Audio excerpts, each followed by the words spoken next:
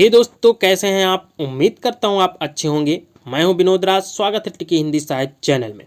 दोस्तों, हम कक्षा 11 की राजनीति विज्ञान जो है उसके 6वें पाठ में नागरिकता चैप्टर है।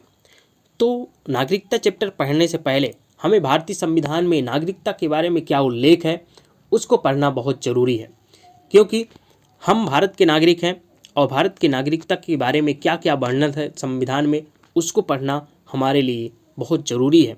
क्योंकि अभी आपने लॉकडाउन के पहले ही आपने एनआरसी पर विवाद छिड़ते हुए देखा है। तो यही नागरिकता पर ही वो विवाद हुआ था, ठीक है ना। अंत में हम एनआरसी के बारे में भी पढ़ेंगे कि एनआरसी प्रावधान क्या है, ठीक है ना। पहले हम भारतीय संविधान में जो नागरिकता के बारे में वर्णित है उसको हम पढ़ेंगे। तो जो आपके भारतीय संविधान में भाग 2 में भारतीय संविधान में भाग 22 हैं। तो भाग 2 में नागरिकता का वर्णन है, जो कि अनुच्छेद 5 से लेकर अनुच्छेद 11 तक वर्णन है, ठीक है ना। उसको आज हम पढ़ने आएंगे पूरे अनुच्छेद सहित, सभी अनुच्छेद में क्या क्या वर्णन है। तो आप अंत तक वीडियो में बने रहें। वीडियो को आप जरूर देखिएगा, क्योंकि आपको जानकारी की दृष्टि से भी और परीक्षा की दृष्टि से, दोनों ही दृष्टि से बहुत ही महत्वपूर्ण है। उससे पहले यदि आप मेरे चैनल ट्रिकी हिंदी साहित्य को सब्सक्राइब ना किया हो तो सब्सक्राइब कर दे, बेल आइकन प्रेस कर दे, जिससे आपको आने वाली वीडियो की नोटिफिकेशन मिलती रहे। मेरे एफबी ट्रिकी हिंदी साहित्य विनोद में भी आप फॉलो कर सकते हैं, वहाँ पर जुड़ सकते हैं। इंस्टाग्राम भी अगर चलाते हो तो विनोद राज 5427 में भी जुड़ सकते हैं। तो चलिए आज हम पढ़ते हैं भारतीय संविधान के भाग 2 नागरिकता के अनुच्छेद सहित। तो सबसे पहले हम देखेंगे अनुच्छेद 5वां, संविधान के प्रारंभ पर नागरिकता। तो ये नागरिकता इस प्रकार थी कि इस समय संविधान के प्रारंभ पर प्रत्येक व्यक्ति जिसका भारत के राज्य क्षेत्र में अधिवास है, मतलब जब संविधान का प्रारंभ हुआ तो प्रत्येक व्यक्ति जो भारत के राज्य क्षेत्र के अंतर्गत आता है, उसका निवास स्थान है, और तो वो क्या होगा, भारत का नागरिक होगा। और उसमें कुछ शर्तें दी गई को जो भारत के राज्य क्षेत्र में जन्मा हो, जो भारत के राज्य क्षेत्र के अंतर्गत जन्म लिया हो, वो भारत का नागरिक होगा, या जिसके माता पिता में से कोई भारत के राज्य क्षेत्र में जन्मा हुआ, जिसके माता पिता में से भी कोई भारत के राज्य क्षेत्र में जन्म लिया है, तो वो भी भारत का नागरिक होगा। जो ऐसे प्रारंभ से ठीक या पहले कम से कम 5 वर्ष भारत के राज्य क्षेत्र में मामूली तौर पर निवासी रहा हो, भारत का नागरिक है। भले वो जन्म लिया हो या ना लिया हो, लेकिन 5 वर्ष तक, मतलब संविधान के प्रारंभ होने से 5 वर्ष तक भारत के राज्य क्षेत्र में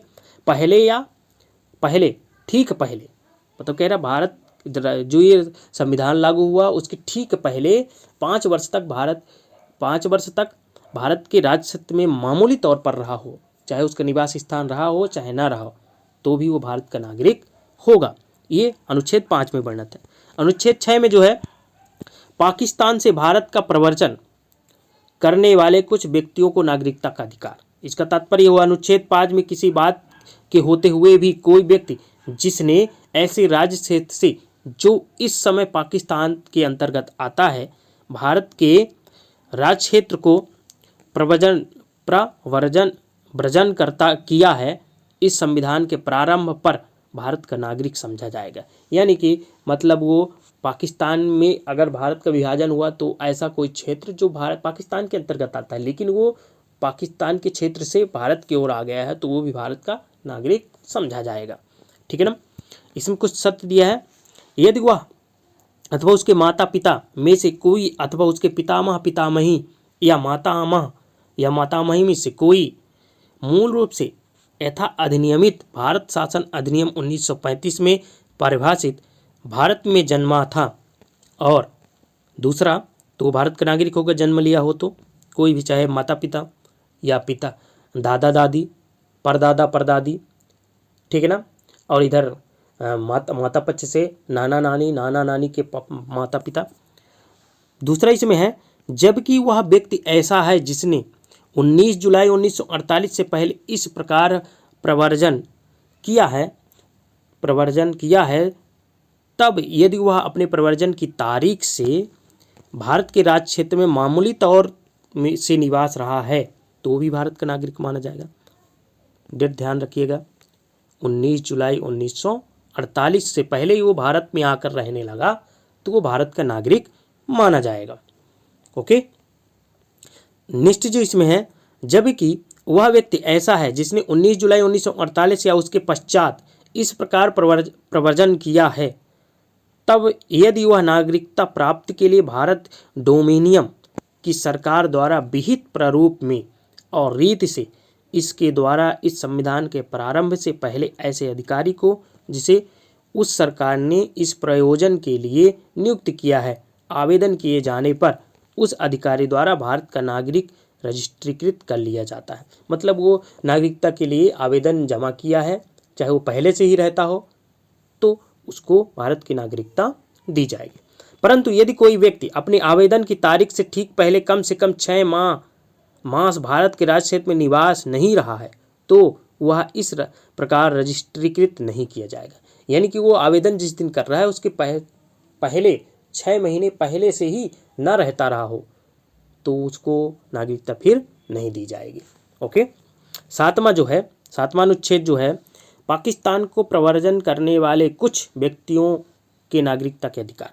अनुच्छेद 5 और अनुच्छेद 6 में किसी बात के होते हुए भी कोई व्यक्ति जिसने 1 मार्च 1947 के पश्चात भारत के राज्य क्षेत्र से ऐसे राज्य क्षेत्र को जो इस समय पाकिस्तान के अंतर्गत है प्रवर्जन किया है तो भारत का नागरिक नहीं समझा जाएगा। यानी कि जो भारत के क्षेत्र से पाकिस्तान के क्षेत्र पर चला गया है तो वो भारत का नागरिक नहीं कहा जाएगा।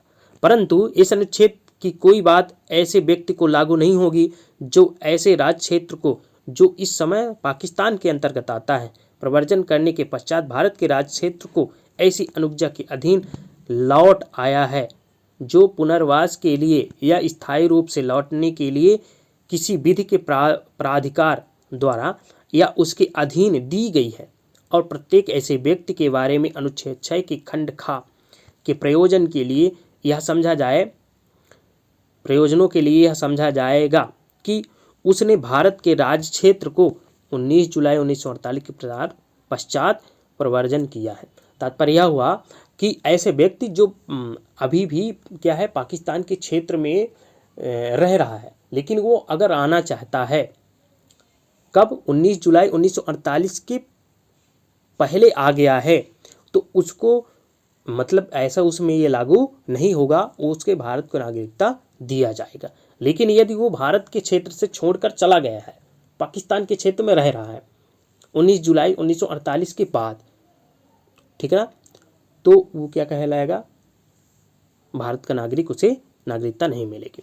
ओके, अनुच्छेद 8 देखते हैं, भारत के बाहर रहने वाले भारतीय उद्भव के कुछ व्यक्तियों को नागरिकता के अधिकार देखते हैं। अनुच्छेद 5 में किसी बात के होते हुए भी कोई व्यक्ति जो या जिसके माता पिता में से कोई या पितामही या मातामही में से कोई मूल रूप से यथा अधिनियम भारत सरकार अधिनियम 1935 में परिभाषित भारत में जन्मा था और जो इस प्रकार परिभाषित भारत के बाहर किसी देश में मामूली तौर से निवास कर रहा है, भारत का नागरिक समझा जाएगा यदि वह नागरिकता प्राप्त के लिए भारत डोमिनियन की सरकार द्वारा या भारत सरकार द्वारा विहित रूप में और रीति से अपने द्वारा उस देश में जहां वह तत्समय निवास कर रहा है भारत के राजनयिक या काउंसिली प्रतिनिधि को इस संविधान के प्रारंभ से पहले या उसके पश्चात आवेदन किए जाने पर ऐसे राजनयिक या काउंसिली प्रतिनिधि द्वारा भारत का नागरिक रजिस्ट्रीकृत कर लिया जाएगा। तात्पर्य यह हुआ कि ऐसा व्यक्ति जो भारत में जन्म लिया है, उसके माता पिता, परदादा परदादी, मातामही में से कोई भी निवास करता है और वर्तमान में वो भारत के मतलब भारत में के क्षेत्र में ना निवास करके किसी अन्य देश में निवास करता, पाकिस्तान को छोड़ करके, तो भी और वो जो नागरिकता पर आवेदन करना चाहता है भारत की, तो उसे भारत का नागरिकता प्राप्त होगी, ठीक है ना। लेकिन अगर वो नागरिकता के लिए आवेदन नहीं करता तो उसे नागरिकता नहीं मिलेगी। तात्पर्य अनुच्छेद 8 के अंतर्गत यही है। ओके, अनुच्छेद 9 देखते हैं, विदेशी राज्य की नागरिकता स्वेच्छा से अर्जित करने वाले। इसके अंतर्गत करने वाले जो व्यक्ति विदेशी राज्य में रहते हैं, नागरिकता स्वेच्छा से अर्जित करने वाले व्यक्तियों का नागरिकता न होना, यदि किसी व्यक्ति ने किसी विदेश राज्य में की नागरिकता स्वेच्छा से अर्जित कर ली है तो वह अनुच्छेद 5 के आधार पर भारत का नागरिक नहीं होगा, अथवा अनुच्छेद 6 या अनुच्छेद 8 के आधार पर भारत का नागरिक नहीं समझा जाएगा। यानी कि तात्पर्य यह हुआ कि कोई व्यक्ति भारत के बाहर रह रहा है, भले ही उसका जन्म भारत में हुआ है, भले ही उसके माता पिता में से कोई एक व्यक्ति भारत में रह रहा हो, लेकिन वो यदि अपनी स्वेच्छा अनुसार किसी दूसरे देश की नागरिकता ग्रहण कर ली है तो अनुच्छेद 5 में जो वर्णन है, अनुच्छेद 6 में जो वर्णन है, अनुच्छेद 8 में जो वर्णन है, उसके आधार पर उसे नागरिकता नहीं दी जाएगी। ये अनुच्छेद 9 हो गया। अनुच्छेद 10 जो है नागरिकता के अधिकारों का बना रहना, इसमें वर्णन है प्रत्येक व्यक्ति जो इस भाग के पूर्वगामी उपबंधों में से किसी के अधीन भारत का नागरिक है, यह समझा जाता है ऐसी विधि के उपबंधों के अधीन रहते हुए जो संसद द्वारा बनाई जाए भारत का नागरिक बना रहेगा।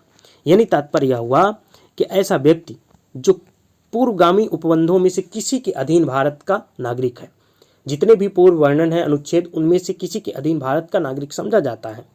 तो ऐसे में अगर कुछ उपबंध बनाए भी जाएंगे, नागरिकता से संबंधित कुछ खंड बनाए जाएंगे, कुछ अनुच्छेद बनाए जाएंगे, तो उसके तहत भी वह भारत का नागरिक बना रहेगा, उसमें कोई बदलाव नहीं होगा। ध्यान रखिएगा इस बात को, ये एनआरसी पर लागू हो गई ये बात। 11वां, संसद द्वारा नागरिकता के अधिकार का विधि द्वारा विनियमन किया जाना। इस भाग के पूर्वगामी उपबंधों की कोई बात नागरिकता के अर्जन और समाप्ति के तथा नागरिकता से संबंधित अन्य सभी विषयों के संबंध में उपबंध करने की संसद की शक्ति का अल्पीकरण नहीं करेगी। यानी कि कोई भी थोड़े समय के लिए नहीं किया जाएगा, घटाया बढ़ाया नहीं जाएगा। ठीक है ना। 13 भारतीय संविधान में नागरिकता से संबंधित अनुच्छेद 5 से अनुच्छेद 11, इसको आप समझ लिए हैं। अब हम देखते हैं एनआरसी क्या है। तो देखते हैं नागरिकता संशोधन अधिनियम 2019 भारत की संसद के पारित। तो देखिए भारत की संसद द्वारा पारित एक अधिनियम जिसके द्वारा सन 1955 की नागरिकता कानून को संशोधन करके यह व्यवस्था की गई कि 31 दिसंबर सन 2014 के पहले पाकिस्तान, बांग्लादेश और अफगानिस्तान से भारत आए। ध्यान रखिएगा, पाकिस्तान, बांग्लादेश और अफगानिस्तान से भारत आए हिंदू, बौद्ध, सिख, जैन, पारसी एवं ईसाई को भारत की नागरिकता प्रदान की जा सकेगी, मुस्लिम को नहीं। ध्यान रखिएगा, मुस्लिम की बात इसमें नहीं की गई। इस विधेयक में भारतीय नागरिकता प्रदान करने के लिए आवश्यक 11 वर्ष तक भारत में रहने की शर्त में भी ढील देते हुए इस अवधि को केवल 5 वर्ष तक भारत में रहने की शर्त के रूप में बदल दिया गया। पहले 11 वर्ष के लिए था, अब केवल जो 5 वर्ष रह लेगा उसको भारत की नागरिकता दी जाएगी, वो भले कहीं से। ओके, तो ये अधिनियम जो है 19 में ये लागू हुआ था। एक्ट नंबर 47 2019 लोकसभा 10 दिसंबर 2019 ये अधिनियम पारित राज्यसभा में, मतलब लोकसभा में 10 दिसंबर 2019 को पारित हुआ था और राज्यसभा में 11 दिसंबर 2019 को, और अनुमति मिली थी 12 दिसंबर 2019 को पूर्णतः लागू करने के लिए। हस्ताक्षर हुई थी 12 दिसंबर 2019 को। विधेयक का उद्धरण बिल नंबर 370 ऑफ 2019। बिल प्रकाशन की तारीख 9 दिसंबर 2020। द्वारा पेश अमित शाह भारत के गृह मंत्री। ठीक है ना। प्रथम पाठन हुए थे 9 दिसंबर 2019 को, और प्रथम विधायिका द्वितीय पाठन हुई थी जो 10 दिसंबर 2019 को। पठन विधायिका तृतीय पाठन 11 दिसंबर 2019 को। तो ये कैसे लागू हुआ, अब इसका अंतिम सारांश देख लेते हैं। इस अधिनियम के द्वारा पाकिस्तान, बांग्लादेश, अफगानिस्तान से 31 दिसंबर 2014 के पूर्व भारत आए हुए हिंदू, सिख, बौद्ध, जैन, पारसी, ईसाई को भारत की नागरिकता संशोधन बिल जो है, नागरिकता संशोधन बिल को लोकसभा में 10 दिसंबर 2019, ठीक है ना, ये तो हम पढ़ चुके हैं, भारत के राष्ट्रपति ने स्वीकृति प्रदान की थी 12 दिसंबर को। मुख्य तथ्य इसके जो हैं, तो मतलब जो भी अगर आए हैं तो उन्हें भारत का नागरिक समझा जाएगा, चाहे जैन हो, चाहे पारसी हो, चाहे ईसाई हो। अब इसके मुख्य तथ्य में देख लेते हैं। नागरिकता संशोधन विधेयक 2019 के तहत बांग्लादेश, पाकिस्तान और अफगानिस्तान से भारत में आने वाले हिंदू, सिख, बौद्ध, जैन, पारसी धर्म वाले लोगों को नागरिकता दी जाएगी। पहला हो गया। दूसरा, नए विधेयक के अंतर्गत यह प्रावधान है कि पड़ोसी देशों के अल्पसंख्यक यदि 5 साल से भारत में रह रहे हैं तो वह भारत का नागरिक प्राप्त कर सकते हैं। पहले भारत की नागरिकता प्राप्त करने के लिए 11 साल भारत में रहना अनिवार्य था, अब 5 साल कर दिया गया है। ये दूसरा बिंदु हो गया।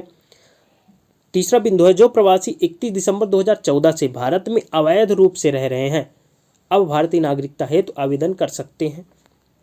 ठीक है ना, ये भी है। अब इसमें जो मुख्य रूप है जिस पर विवाद छड़ा है, इस अधिनियम की विशेष बात यह है कि इस अधिनियम में मुसलमान शरणार्थियों को नागरिकता नहीं प्रदान की जाएगी।